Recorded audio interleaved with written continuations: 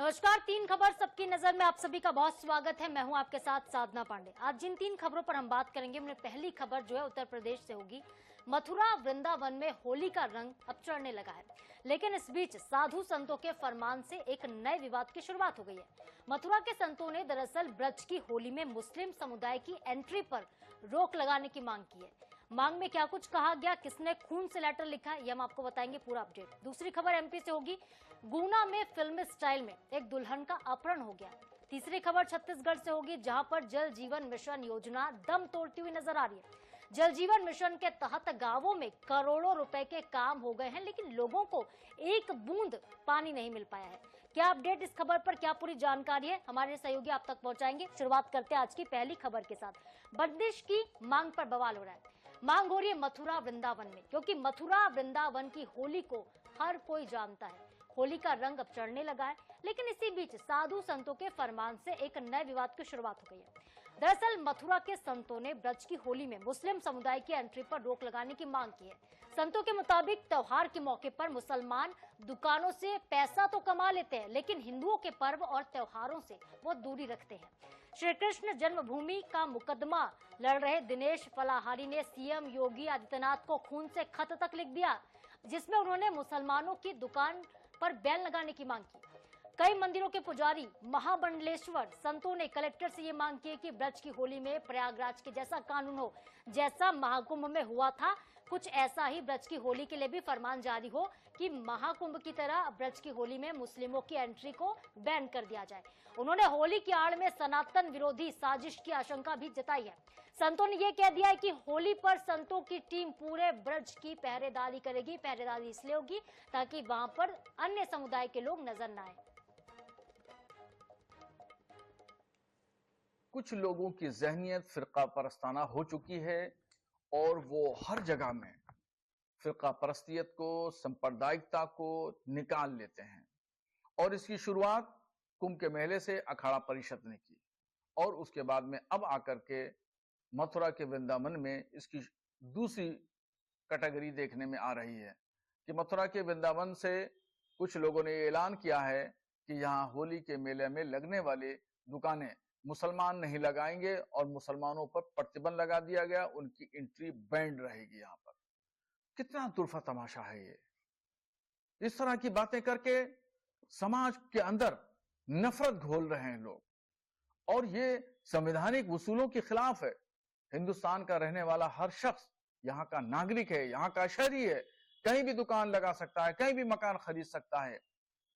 ये क्या तमाशा है कि मुसलमान नहीं लगाएगा, हिंदू लगाएगा, फला नहीं लगाएगा, ढमाका लगाएगा। ये तमाम चीजें जो हैं ये गैर उसूली, गैर अखलाकी बात हो रही हैं और इससे आर्थिक स्थिति, माशी और इक्तिसादी तौर पर किसी कम्युनिटी को कमजोर करने की एक साजिश रची जा रही है। और हिंदुस्तान का जो नाम पूरी दुनिया में है वो इसी वजह से नाम है, यहाँ पे तमाम मजहब के मानने वाले एक साथ में मिलजुल करके रहते हैं। एक तहजीब है, एक कल्चर है हिंदू और मुसलमानों का। बयान सुना है ऑल इंडिया मुस्लिम जमात के राष्ट्रीय अध्यक्ष मौलाना शहाबुद्दीन रजवी का, जो ये कह रहे हैं कि इस तरह के फैसले जो है वो देश को आर्थिक और सामाजिक रूप से कमजोर करते हैं। खास तौर पर किसी विशेष वर्ग को ये टारगेट करने वाला फैसला, ये फरमान हो सकता है। इससे आर्थिक रूप से जो मुस्लिम समुदाय के लोग हैं वो पिछड़ेंगे। ये बयान इसलिए आया है। आपको बताते हैं पूरी कहानी क्या है, शुरुआत कहां से हुई। दरअसल खून से भरा एक खत लिखा गया सीएम योगी आदित्यनाथ को। ये खत लिखा है श्री कृष्ण जन्मभूमि के अध्यक्ष ने सीएम योगी को, उन्होंने खून से लेटर लिखा। दिनेश शर्मा ने कहा खून से लेटर लिखते हुए कि होली में मुसलमानों की ब्रज की होली में एंट्री जो है वो बंद कर दी जाए। ये लोग मिठाइयों पर थूकते हैं, ये भी बयान आया है, ये भी उन्होंने खत में जिक्र किया है। तो वहीं ऑल इंडिया मुस्लिम जमात के जो राष्ट्रीय अध्यक्ष है, उन्होंने वृंदावन में होली मेले में मुस्लिम समाज के आने दुकानों पर पाबंदी लगाने की मांग को गैर संवैधानिक बता दिया। सुरेश सोनी संवाददाता मथुरा हमारे साथ जुड़ गए हैं फोन लाइन पर। सुरेश, जिस तरीके से ये फरमान जारी करने की मांग हो रही है कि ब्रज में संतों की टोलियां पहरा देगी, ब्रज में मुसलमानों की एंट्री बैन हो जाएगी, ये फरमान सबसे पहले मांग कहां से शुरू हुई है और क्या रुख इस पर सरकार का होने वाला है, क्योंकि महाकुंभ में पहले भी मुसलमानों की एंट्री बैन की जा चुकी है और अब चारों तरफ से ये मांग की जा रही है कि ब्रज की होली में भी मुसलमानों की एंट्री बैन हो जाए।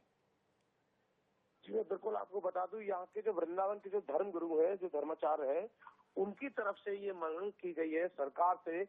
और यहाँ भगवान श्री कृष्ण जन्मभूमि के जो पक्षकार हैं दिनेश शर्मा, जो पिछले कई साल से एक शपथ लिए हुए हैं कि जब तक भगवान श्री कृष्ण की जन्मभूमि जो है वो अवैध कब्जे से मुक्त नहीं हो जाएगी तब तक वो अन्न ग्रहण नहीं करेंगे, वो जूते चप्पल नहीं पहनेंगे, सिर्फ फलाहार पे रहते हैं। उन्होंने एक खून से अपने से लेटर कल मुख्यमंत्री को लिखा है और उन्होंने कहा है, उन्होंने मांग करी है मुख्यमंत्री से कि जिस तरह से प्रयागराज में कुंभ में मुस्लिमों की एंट्री बैन की गई थी, उसी तरह से ब्रज की होली में भी मुस्लिमों की एंट्री बैन की जाए। क्योंकि जिस तरह से पिछले काफी दिनों में देखा गया है कि कई वीडियो ऐसे आते हैं जिनमें कभी थूक लगाया जाता है या कोई और जिस तरह के जो वीडियो आते हैं उसको लेकर के कहीं ना कहीं इन धर्माचार्यों में, धर्म गुरुओं में जो है, सनातनियों में मुस्लिमों के खिलाफ जिस तरह के जो वीडियो आते हैं उनको लेकर के आक्रोश है। और उनका कहना है कि कहीं ना कहीं ऐसा ना हो, क्योंकि होली जो है वो प्रेम और सद्भावना का जो है वो उत्सव है। यहाँ इस त्योहार में एक दूसरे को गले मिला जाता है, मिठाई बांटी जाती है, मिठाई खिलाई जाती है, गुलाब और रंग लगाए जाते हैं। तो उनका मानना है कि कहीं है ना ऐसा हो कि कुछ जो असामाजिक दिमाग या असामाजिक तत्व की तरफ से जो शैतान। लेकिन सुरेश, कुछ असामाजिक तत्वों की वजह से किसी एक विशेष समुदाय को तो बैन नहीं किया जा सकता ना, ये क्योंकि वहां पे देखिए मेला लगता है, मेले से हर किसी की कमाई होती है, हर एक वर्ग इस मेले का इंतजार करता है। जिस तरीके से महाकुंभ में भी इंतजार किया गया था, क्योंकि सालों के बाद इस तरह के आयोजन होते हैं, आयोजन से आर्थिक जो अर्थव्यवस्था है वो सुधरती है। लेकिन किसी समुदाय को बैन कर देना, तो इसलिए मांग ये भी है कि ये गैर संवैधानिक है, ये कह रहे हैं मुस्लिम समाज के लोग। अब जी बिल्कुल, अगर एक तरह से देखा जाए तो क्योंकि कुछ लोगों की वजह से किसी एक पूरे समुदाय या समाज या धर्म को अगर इस तरह से देखा जाए तो वो गलत है वाकई नहीं। लेकिन उनका जो धर्म चाह रहे हैं, उनकी जो वृंदावन की जो मांग उठी है, उनका एक कहना है कि अगर वो लोग हमें लिख के दें, वो लोग अगर सहमति दें कि हमें आपके रंग से, आपके गुलाल से, आपके प्रेम और सौहार्द से कोई तकलीफ नहीं है, हम आपके साथ भाईचारे के साथ मिलकर त्योहार मनाना चाहते हैं, तो हमें कोई आपत्ति नहीं है। वो आए हमारे साथ, रंग खेले हमारे साथ और जो है इसमें शामिल हो, अपना बाजार व्यापार करें। लेकिन अगर वो कहीं ना कहीं अगर इस तरह का वो रहता है तो हमें ये आशंका है कि वो हमारे त्योहार को जो है वो बिगाड़ने की कोशिश कर सकते हैं, उसमें कहीं ना कहीं अलगाव पैदा कर सकते हैं। तो इस तरह से उनका मांग है। हालांकि अभी तक सरकार की तरफ से इसमें कोई रिएक्शन नहीं आया है, सरकार का या प्रशासन का कोई तरह का कोई वो रिएक्शन नहीं है कि इस तरह की जो मांग है उसको कहीं एक्सेप्ट किया जा रहा है या उसका विरोध किया जा रहा है। लेकिन हालांकि मुस्लिम समाज इस चीज को जरूर देखेगा कि भाई कहीं ना कहीं कुछ लोग जो इस तरह के दिमाग वाले हैं, इस तरह के असामाजिक तत्व हैं, जो जिन लोगों पे कार्रवाई भी हुई और अगर उनकी वजह से पूरा जो है धर्म या पूरे एक कौम को अगर इस तरह से बैन किया जाएगा तो वो कहीं ना कहीं गलत साबित होगा। ठीक है, दोनों ही लोगों के अपने अपने तर्क है, दोनों ही समाज का अपना तर्क है, सनातन धर्म से जुड़े हुए लोग अपना तर्क दे रहे हैं और जो मुस्लिम समुदाय के लोग हैं वो भी अपना तर्क दे रहे हैं। बहुत शुक्रिया आपका फिलहाल सुरेश तमाम जानकारी के लिए। देखने वाली बात होगी कि इस पर सरकार का रुख आगे क्या होता है। रुख करते हमारी आज की दूसरी खबर का, दूल्हे पर हमला और दुल्हन अगवा। ये खबर है मध्य प्रदेश से। एमपी के गुना में बिल्कुल फिल्मी स्टाइल में एक दुल्हन का अपहरण हो गया है। मामला है धरनावदा थाना क्षेत्र के रुठियाई चौकी का। बदमाश नेशनल हाईवे पर पहुंचते हैं, दूल्हे को चाकू मारते हैं और दुल्हन को लेकर वहां से 9-2-11 हो जाते हैं। इस घटना के बाद पूरे इलाके में हड़कंप मच गया। कानून व्यवस्था पर भी जाहिर तौर पर सवाल खड़े हो रहे हैं। बता दें कि राजस्थान के सवाई माधोपुर के रहने वाले एक युवक की शादी मध्य प्रदेश के अशोकनगर में हुई। शादी समारोह हुआ, बारात सवाई माधोपुर वापस लौटने लगी, अपनी दुल्हन को लेकर वहां से बारात जा रही थी। तभी नेशनल हाईवे 46 पर देहरी गांव के पास बदमाश पहुंचते हैं, दूल्हे की गाड़ी को रोकते हैं, दूल्हे पर चाकू से हमला करते हैं, दुल्हन को लेकर वहां से भाग जाते हैं। यह पूरी वारदात वहां पर हुई और घर के काफी लोग भी वहां पर मौजूद थे। ये बारात लौट रही थी राजस्थान एमपी से जिस वक्त ये घटना हुई है।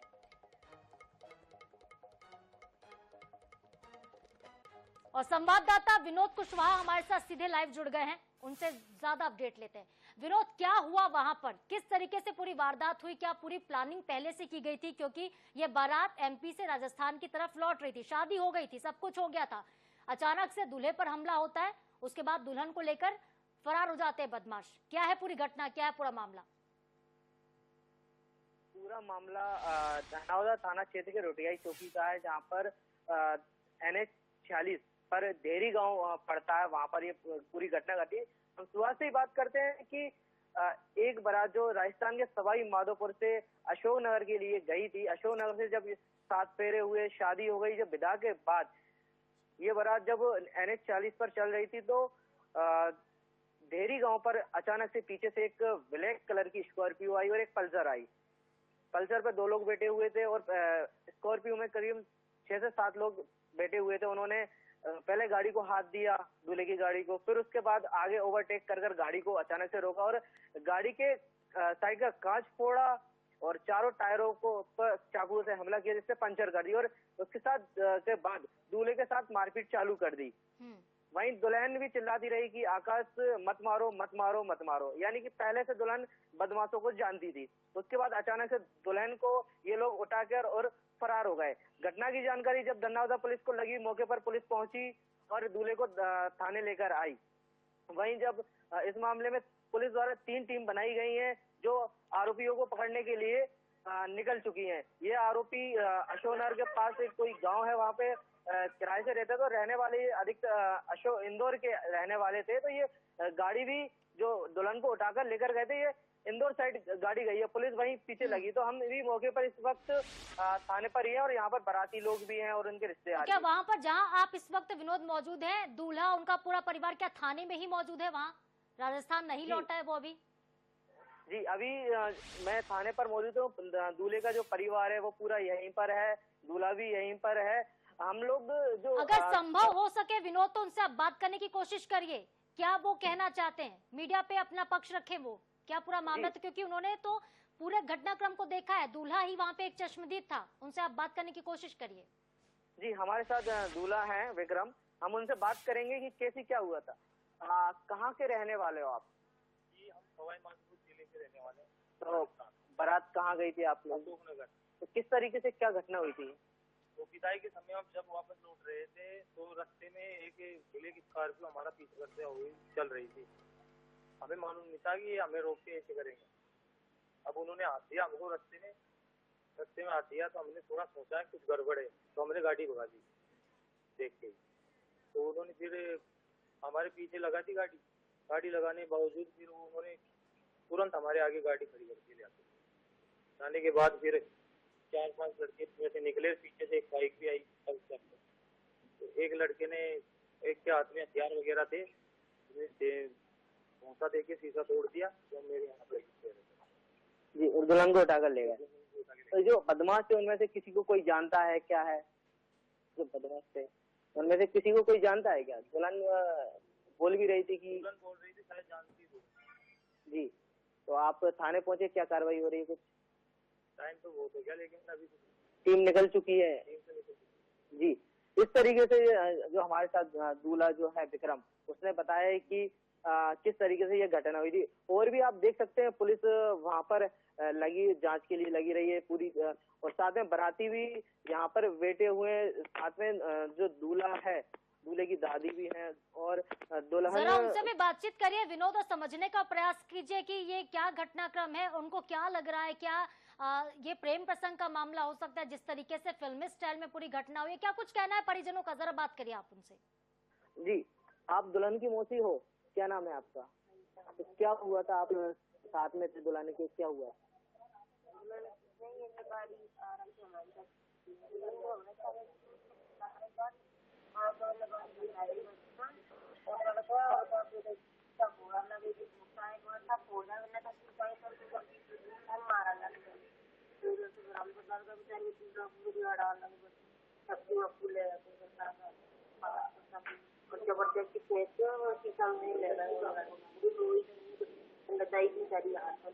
अच्छा, दुल्हन जब ये घटना हुई थी, सुनने में आया कि दुल्हन कह रही थी आकाश मत मारो, तो ये क्या दुल्हन कैसे जानती है उसे, और कोई विवाद वगैरह था क्या? तो पहले कोई विवाद वगैरह था क्या इन लोगों से? आकाश फिर वो कैसे जानती है दुल्हन?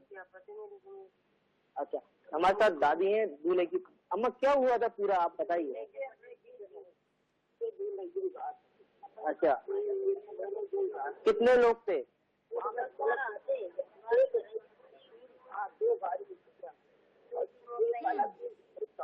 ठीक है विनोद, इस वक्त जो परिजन हैं काफी व्यथित हैं और चिंतित भी हैं कि दुल्हन आखिरकार कहां चली गई, अपहरण करके उसे कहां ले जाया गया। पहली प्राथमिकता यही कि दुल्हन को ढूंढा जाए और उसे वापस से उसके परिजनों को सौंपा जाए। आप इस खबर पर नजर बना के रखिएगा, हम आपसे आगे भी अपडेट लेंगे। फिलहाल के लिए आपका बहुत शुक्रिया। तो बदमाशों के देखिए हौसले किस तरह से बुलंद है। तस्वीर जो आप देख रहे हैं ये वही दूल्हा है जिसकी दुल्हन को लेकर आरोपी फरार हो गए हैं। हालांकि पुलिस पूरे मामले में तफ्तीश कर रही है, ढूंढने की कोशिश भी की जा रही है। न नल है न जल है, कैसे हो सफल। ये खबर छत्तीसगढ़ से है। छत्तीसगढ़ में जल जीवन मिशन योजना अब दम तोड़ती हुई नजर आ रही है। जल जीवन मिशन के तहत गांवों में करोड़ों रुपए के काम हो चुके हैं, लेकिन लोगों को एक बूंद तक पानी नहीं मिला। बिलासपुर राजनांदगांव जिले में दर्जनों ऐसे गांव हैं जहां पर टंकी खड़ी है लेकिन पानी नहीं है। कोटा ब्लॉक का भी यही हाल है। करीब 3 साल पहले यहां पर जल जीवन मिशन का काम करवाया गया, पानी की टंकी बनाई भी गई और लोगों के घरों में पाइपलाइन तक बिछ गई। लेकिन असली तस्वीर तो यह है कि गांव में एक बूंद पानी नहीं पहुंचा। गांव के लोग आज भी पानी के लिए मोहताज हैं। करोड़ों रुपए खर्च करने के बाद पीने के पानी के लिए लोग प्राकृतिक संसाधनों पर ही निर्भर हैं। बता दें कि केंद्र सरकार ने पीने का पानी घर घर तक पहुंचाने के लिए महत्वाकांक्षी योजना की शुरुआत की थी। बिलासपुर से 20 किलोमीटर दूर करीब कोटा क्षेत्र के ग्राम पोड़ी, कपासिया, कला, उमरिया में जल जीवन मिशन के तहत निर्माण कार्य तो किए गए। इस दौरान 40 से 60 फीट के ओवरहेड टैंक भी बनाए गए हैं, लेकिन गांवों में पानी की सप्लाई अब तक नहीं हुआ। पानी नहीं पहुंचा है, टंकियां पहुंच गई हैं, कनेक्शन पहुंच गया, लेकिन पानी आज तक नहीं पहुंचा। जानकारी के अनुसार इसका भुगतान भी ठेकेदार को किया गया। एक टंकी में अभी तक बोर का खनन तक नहीं हुआ है। पौंडी में तो आधे घरों तक पानी की पाइपलाइन तक नहीं बिछाई गई। कागजों में काम पूरा होने का दावा किया गया। अब इसकी शिकायत कलेक्टर से की गई है। इसके अलावा कोरिया जिले के बैकुंठपुर ब्लॉक की ग्राम पंचायत आनी कोशमपारा में लाखों की लागत से एक टंकी बनी थी, जो आज सिर्फ एक शोपीस बनकर रह गई, क्योंकि इस टंकी में पानी ही नहीं है। टंकी से अब तक आज तक ग्रामीणों को पानी नहीं पहुंचा, एक बूंद तक नसीब नहीं हुई, जिससे गांव के लोग काफी आक्रोशित है। आक्रोशित हो भी क्यों ना, पानी पर तो अधिकार है ना। सरकार ने अगर व्यवस्था की है, टंकियां बनाई है, पाइपलाइन बिछाई है, तो पानी तो पहुंचना चाहिए। और हमारे साथ खैरागढ़ से संवाददाता प्रदीप जुड़ गए। प्रदीप, जिस तरीके से ये खबर सामने आई है कि न नल है न जल है, तो कैसे ये जो मिशन है वो सफल होगा। कई ऐसे गांव जहां पे आज भी एक बूंद पानी नहीं पहुंचा, पाइपलाइन बिछ गई, टंकियां बन गई। क्या ऐसी वजह रही कि कागजों में तो योजना सफल नजर आती, लेकिन धरातल पर दिखाई नहीं देती है। प्रदीप, क्या आप सुन पा रहे हैं मेरी आवाज? चलिए एक बार फिर से संपर्क करने की कोशिश करेंगे। तो विधानसभा में ये मामला गूंजा था, हम आपको बता दें, और ये आपको बताते हैं कि ग्रामवासियों का क्या कहना है। एक बार फिर से प्रदीप हमारे साथ जुड़ गए हैं। प्रदीप, ना नल ना जल, किस तरीके से योजना सफल होगी, क्या स्थिति वहां पर है? यहाँ की स्थिति अभी ठीक नहीं है। पानी का जो टंकी बना हुआ है अभी भी अधूरा पड़ा है। नलों से पानी भी नहीं आ रहा है अभी। कितने ऐसे गांव हैं उस इलाके के जो पानी नहीं मिलने से प्रदीप प्रभावित हो रहे हैं? अभी लगभग मैम अभी 10 से 12 गांव है अभी, इसमें पानी टंकी जो निर्माण अभी चल रहा है वो अधूरा पड़ा हुआ है। क्या वजह रही प्रदीप की निर्माण अधूरा है? क्योंकि जो ठेकेदार है, जो एजेंसियां, वो तो कह रही कि काम पूरा हो गया है, लेकिन धरातल पर ऐसी स्थिति क्यों बन रही है, क्या समझ पा रहे हैं आप? अभी काम इनका अधूरा ही चल रहा है, अभी पूरा हुआ नहीं है। क्या व्यवस्था की जाती है फिर प्रदीप वहां पर? चूंकि टंकी अभी तक बनी नहीं है, तो ग्रामीण पानी पीते कहाँ से हैं, कहाँ से लाते हैं वो शुद्ध पेयजल? अभी पानी के लिए इनको अभी बोर की जो सप्लाई है, जो पर्सनल मतलब जो बोर लगा रहता है गांव में, वहीं से सप्लाई होती है इनके लिए, वहीं से इनको पानी लाते हैं। अधिकारी क्या कहते हैं वहाँ पे प्रदीप की क्यों काम पूरा नहीं हो पा रहा है, क्यों काम आज भी अटका हुआ है, और कब तक आखिर पूरा हो जाएगा ये काम? काम अभी चल रहा है, बताते हैं अभी समय लगेगा बोलते हैं बस। लेकिन प्रदीप यही तो बात है ना, कितना समय लगेगा? इस योजना का क्रियान्वयन जो था बहुत जल्दी होना था, और ये जो है सपना है प्रधानमंत्री का कि हर घर नल से जल पहुंच जाए, लेकिन ग्रामीण क्षेत्र ऐसे जहाँ पे आज भी नल से जल तो छोड़िए, नल का कनेक्शन तक नहीं पहुंचा है। चलिए ठीक है, बहुत शुक्रिया आपका प्रदीप तमाम जानकारी के लिए। तो हमारे संवाददाता खैरागढ़ से जुड़े थे। खैरागढ़ में कुछ ऐसा हाल, बिलासपुर के कोटा में भी वही हाल है और यही हाल तमाम छत्तीसगढ़ के कई गांवों का है, क्योंकि ये जो कथा है वो बहुत अनंत है। बूंद बूंद के लिए लोग तरस रहे हैं। पानी, जल जिसे जीवन कहा जाता है, इस जीवन रूपी जल के लिए लोग व्यथित हो रहे हैं, परेशान हो रहे हैं, क्योंकि पीने का साफ पानी उन्हें नहीं मिल पा रहा है। कोटा, बैकुंठपुर में यही तस्वीरें, खैरागढ़ में यही तस्वीरें। कई गांव हैं जो आज भी बूंद बूंद पानी के लिए मोहताज हो रहे हैं। राजस्थान में तो आपने ये तस्वीरें अमूमन देखी होगी, जहां पे लोगों को पानी के लिए परेशान होना पड़ता है, लेकिन छत्तीसगढ़ में ऐसी तस्वीरें जरा सरकार और सिस्टम पर भी सवाल खड़े करती हैं।